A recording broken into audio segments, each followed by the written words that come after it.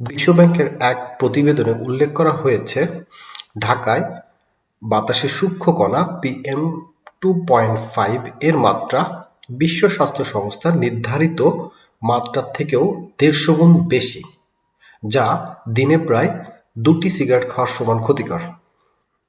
অন্যদিকে সুইজারল্যান্ড ভিত্তিক প্রতিষ্ঠান QIAR এর রিপোর্ট অনুযায়ী ঢাকার এয়ার কোয়ালিটি ইনডেক্স 341 ছাড়িয়েছে, যা দুর্যোগপূর্ণ হিসেবে বিবেচিত। এই দূষিত বাতাসে যদি কেউ শ্বাস নেয় তাহলে দিনে প্রায় 23টি সিগারেট খাওয়ার সমান ক্ষতিকর।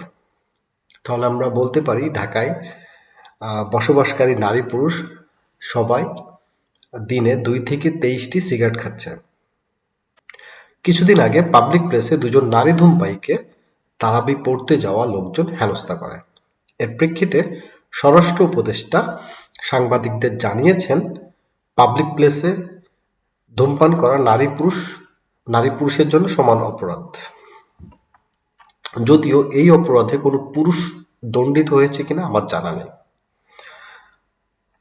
চলুন দেখি পাবলিক প্লেসে ধূমপান করলে কি হতে পারে। সরকারি বেসরকারি অফিস, হাসপাতাল, শিক্ষা প্রতিষ্ঠান, আদালত, গ্রন্থাগার, লিফট, বিমানবন্দর, বাস স্টেশন, রেল স্টেশন, ফেরিঘাট ইত্যাদিতে ধূমপান সম্পূর্ণ নিষিদ্ধ।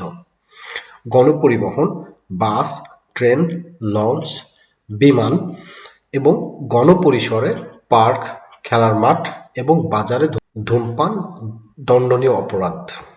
কিছু নির্দিষ্ট জায়গায় ধূমপানের জন্য নির্ধারিত থাকতে পারে, যেমন চায়ের দোকান।